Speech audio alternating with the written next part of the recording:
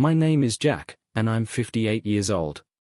For most of my life, I believed I had built something solid, a home, a marriage, a future. I wasn't rich, but I had worked hard enough to ensure that my wife, Linda, and I could live comfortably. We had a good life, or at least I thought we did. But looking back, I can see it now. The warning signs. The little shifts. Linda and I had been together for over 30 years. We raised our kids, paid off our house, and settled into what I assumed was a stable, predictable life. She was my partner, my best friend. We had our routines, Friday night dinners, Sunday morning coffee, and long walks in the park. It wasn't always exciting, but it was ours. Then, things started changing. Linda became distant. At first, it was subtle. She started spending more time on her phone, always keeping it face down. She suddenly had work dinners she never mentioned before. She began dressing differently, putting on more makeup, buying new clothes. I asked her about it once. "It's nothing," she said with a casual shrug. "I just feel like refreshing my style." I wanted to believe her. After all, 30 years of marriage should come with trust, right? But trust only works when both people play fair. Then came the excuses. Linda was always too tired. Too busy. Too distracted. The little moments of affection we used to share, the spontaneous hugs, the quick kisses in the kitchen, started disappearing. I chalked it up to age. To stress. To anything but the possibility that my wife, the woman who once swore she'd never betray me, might be lying. Then, one night, she told me she had a late meeting at work. I didn't think much of it until I saw something strange. Her car was still in the driveway long after she had supposedly left. And that's when the first real seed of doubt was planted. I had spent my whole life trusting Linda. But something told me, those days were over. I didn't confront Linda that night. Instead, I watched. I paid attention. Something inside me told me that if I pushed too soon, she'd just cover her tracks better. So, I stayed quiet. But my eyes were open. The changes became more obvious.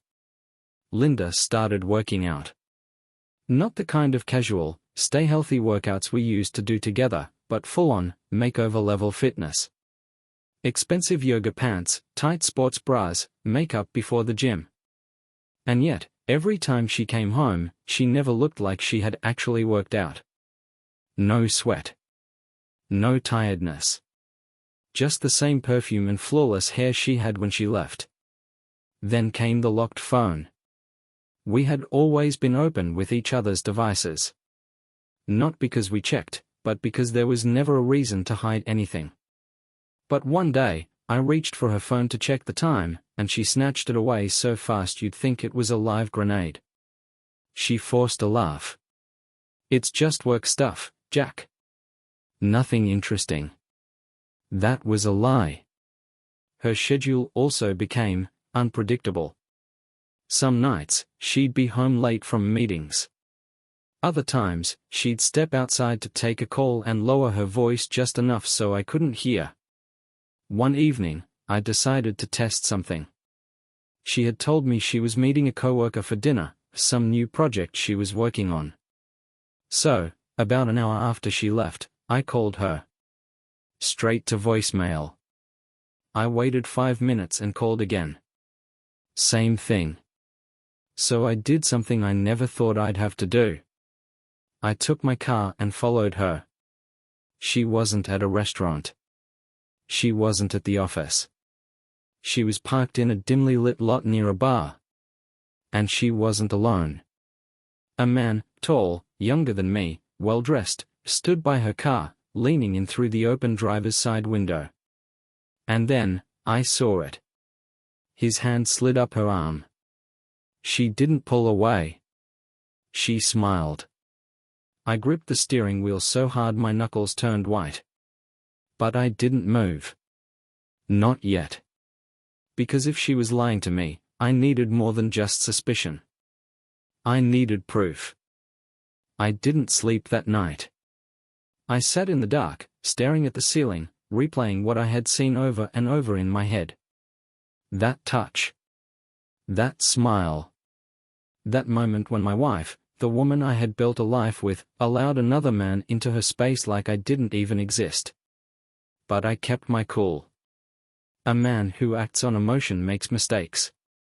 And I wasn't about to make any. The next morning, I woke up before Linda.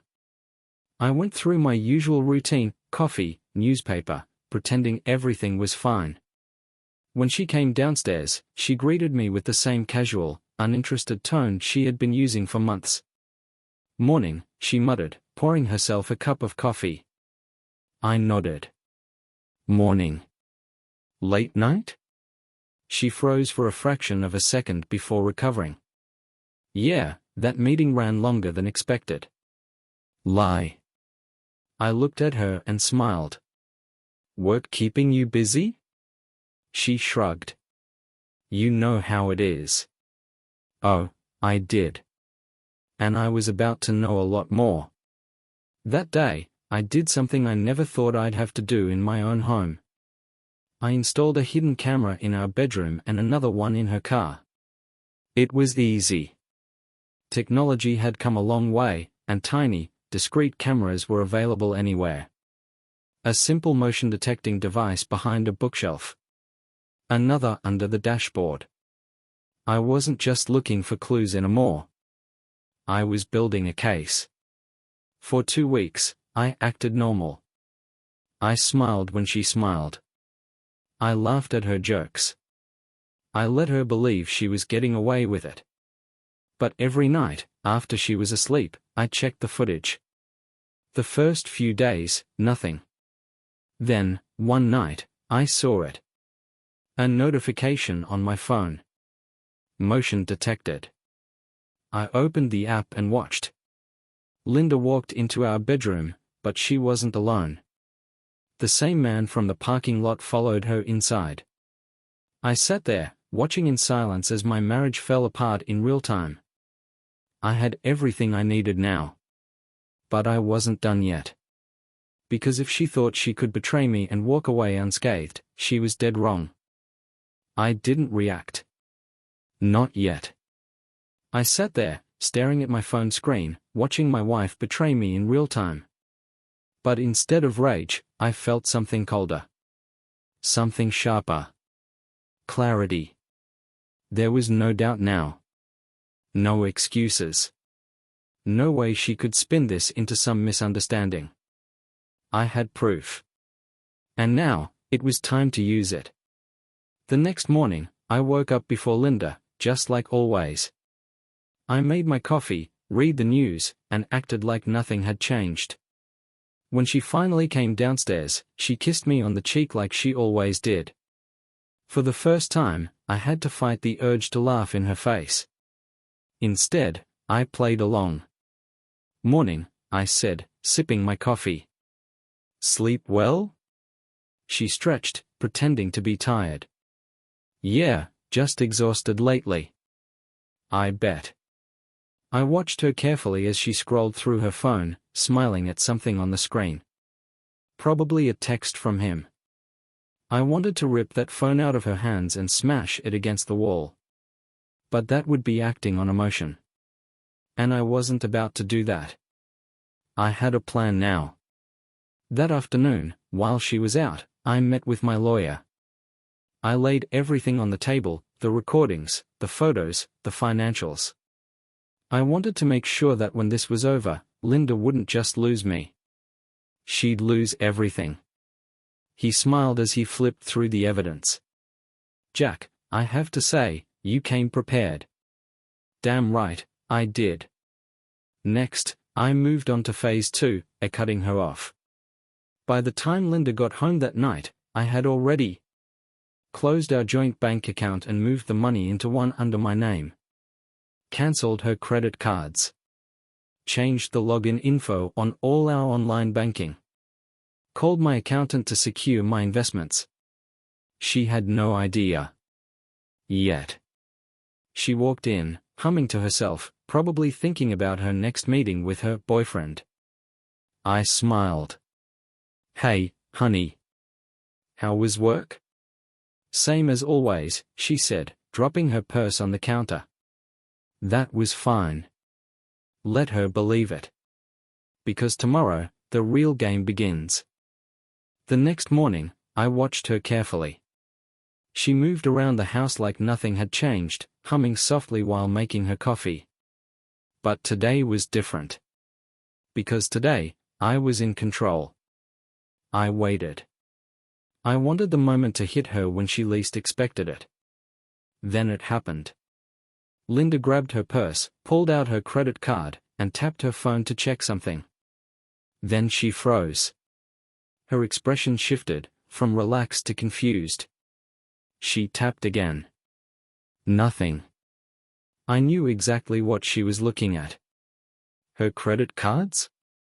Declined. Her bank account? Empty. Her online access? Gone. She swallowed hard, her fingers tightening around her phone. I sipped my coffee. Something wrong, honey? She forced a smile. It's, probably just a glitch. I'll check later. I nodded. Yeah, banks can be weird sometimes. She rushed out the door. And I knew exactly where she was going. I followed her. She didn't go to work. She didn't go to the gym. She went straight to the bank. I parked across the street and watched her storm inside. 15 minutes later, she walked out, looking pale. Her movements were sharp, frantic.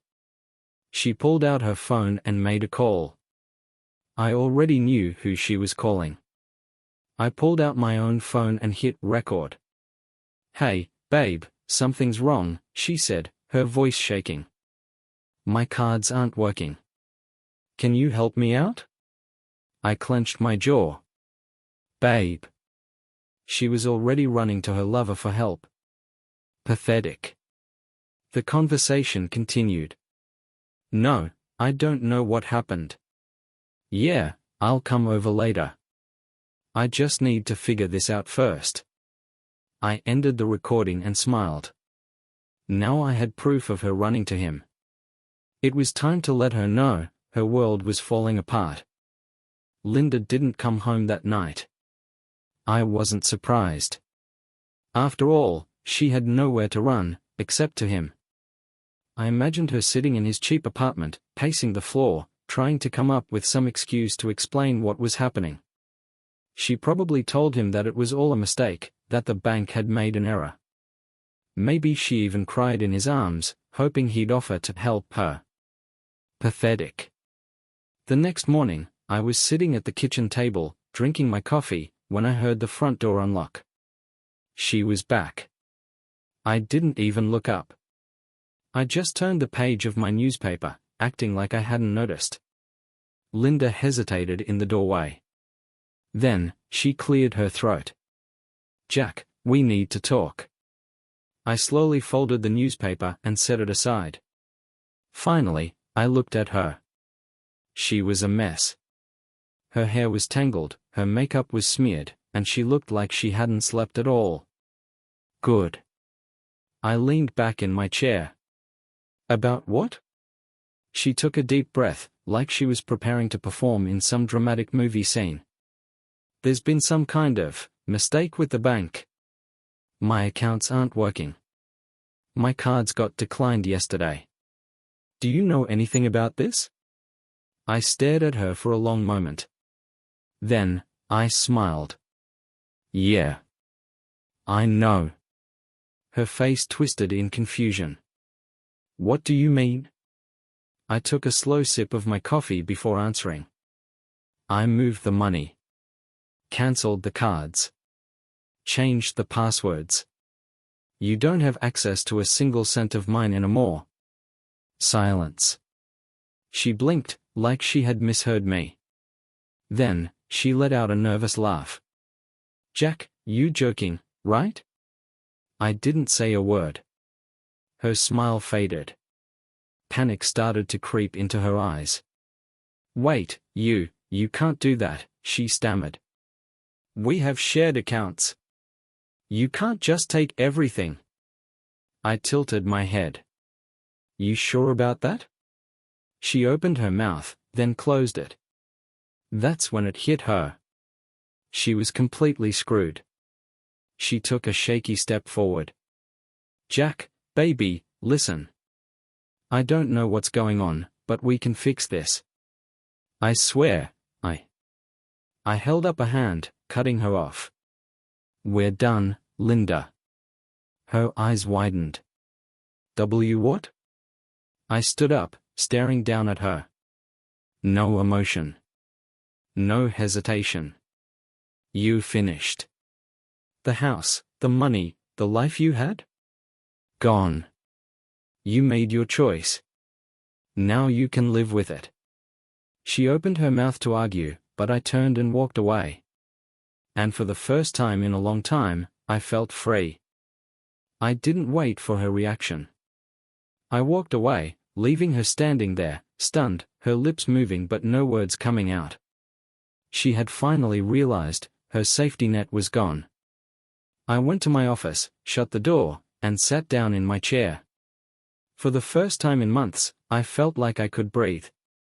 I had spent years building a life with this woman. Years believing we were partners. But now she was just another person who had underestimated me. I had barely opened my laptop when I heard a knock at the door. Linda. Of course. She didn't even wait for me to answer, she just pushed it open and walked in, her face pale, her hands shaking. "Jack," she said quickly, "please, we need to talk. This is all a big mistake. I know you're upset, but we can fix this." I leaned back in my chair, watching her. No emotion. No reaction. "You think this is a mistake?" I asked, my voice calm. "Yes," she rushed forward, reaching for my hand. "Whatever happened, we can work through it. You don't have to do this." I pulled my hand away before she could touch me. "You don't even know what I know, Linda," I said. "And yet, you're already begging." Her mouth opened. Closed. Opened again. She had no idea what to say. I stood up, slowly, towering over her. "Tell me, Linda," I said, my voice quiet but sharp. "Are you sorry? Or are you just sorry you got caught?" Tears welled in her eyes. The classic move. The manipulation she had used so many times before. "I love you," she whispered. I laughed. I actually laughed. "Love?" I shook my head. "You threw that away when you let another man touch you. When you snuck around behind my back. When you humiliated me." She swallowed hard. "You're making a mistake," she whispered. I smirked.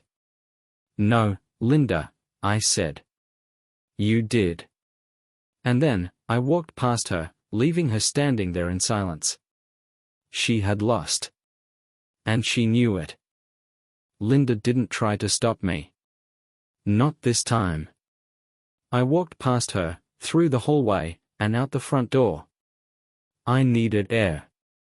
I needed to feel the world without her lies polluting it. As I stood outside, breathing in the cool morning air, I heard it. A scream. It was coming from inside the house. I took my time walking back in. I already knew what she had just discovered. When I stepped into the living room, I saw her standing there, shaking, clutching a stack of papers in her trembling hands. The divorce papers. I had left them on the coffee table. Right on top.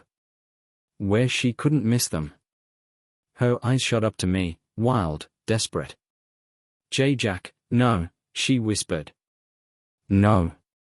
We can talk about this." I crossed my arms. "We already did." She shook her head violently. "No, you can't just throw everything away. We have a life. We have. I cut her off. No, Linda. You threw everything away. The moment you let another man into our bed. Tears streamed down her face, but I felt nothing. I made a mistake, she sobbed. People make mistakes. I tilted my head. Did you think about that when you were sneaking around behind my back? When you were lying to my face? When you were laughing with him while I was at work, making sure you had a comfortable life? She opened her mouth, but nothing came out. That's what I thought. Her breath hitched as she looked back at the papers in her hands. Her face paled even more as she flipped through the pages. She had reached the financial settlement section. Wait, what is this? She stammered. I don't get the house? I don't get? I smiled coldly. You get what you deserve. Panic flashed across her face. She finally understood. She wasn't just losing me. She was losing everything. No, this isn't fair, she screamed. You can't do this to me. I shrugged. Watch me. And with that, I turned and walked away. This time, for good. That night, I stayed at a hotel. I could have gone to a friend's house, but honestly, I wanted to be alone. I sat on the bed, scrolling through my phone, sipping a glass of whiskey. I wasn't sad. I wasn't even angry anymore. I felt free. Then, my phone buzzed. Linda. I let it go to voicemail. Then another call. And another.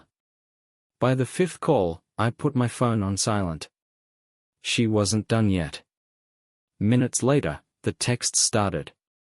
Linda, please, Jack, just talk to me. Linda, I can explain everything. Linda, I was confused. I didn't mean to hurt you. Linda, you're making a mistake. Then came the last one. Linda, if you don't answer me, I'll have no choice but to go to him. I smirked. That's exactly what I wanted. I knew her little boyfriend wasn't ready for a woman like her. He was fine when she had my money, my house, my stability. But now? Now, she was just another woman with nothing to offer but baggage and bad decisions. So I didn't reply. I just finished my drink, turned off my phone, and went to sleep. Tomorrow would be the final nail in her coffin. The next morning, I felt different. Lighter. Freer. Like I had finally stepped out of the prison I didn't even realize I had been trapped in for years. I checked my phone. 15 missed calls from Linda. 8 voicemails. 20 unread texts. Desperate. Pathetic. Predictable. I ignored them all. Instead, I showered, got dressed, and headed to my lawyer's office. Today, the divorce papers would be officially filed. And when that was done? I had one last move to make. A week later, I got the news. Linda's boyfriend had kicked her out. I wasn't surprised. Without my money, my house, my resources, she was just another burden. And guys like him? They don't do burdens. She tried to fight it. Screamed at him, begged him, even threatened to work things out with me. But he was already moving on to his next fun girl. And Linda? She was homeless. From the queen of the house to a woman with nowhere to go. I'd be lying if I said I felt sorry for her. I didn't. I didn't even feel satisfaction. She did this to herself. One evening, about a month later, I ran into an old friend. We had a few drinks, caught up, and laughed about the crazy twists life throws at us. Then, she looked at me and smiled. So, Jack, what's next for you? I took a sip of my drink and smiled back. Whatever the hell I want.